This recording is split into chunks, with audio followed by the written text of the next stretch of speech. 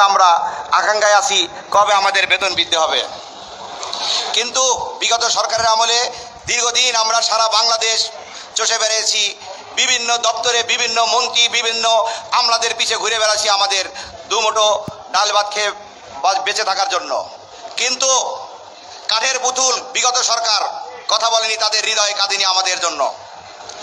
আর আজকে কী বা দোষ দেবো তাদের?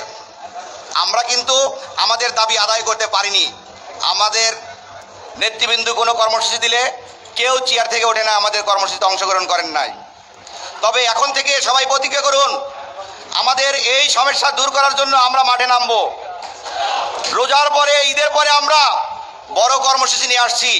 সবাই সবার জায়গা থেকে প্রতিটা কর্মসূচিতে অংশগ্রহণ করে দুর্গ করে তুলতে হবে।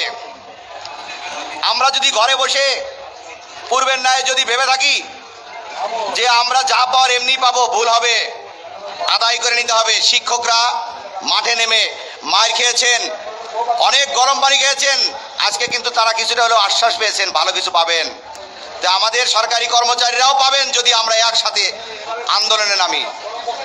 আমাদের বড় কর্মসূচি আসছেন, তাই সবাই অপেক্ষা করে দেখুন, একটু ধৈর্য ধরে কি কর্মসূচি আছে। যদি কর্মবিরতি হয় তাহলে সবাই সবার জায়গা থেকে কাজ বন্ধ করে আমাদের এই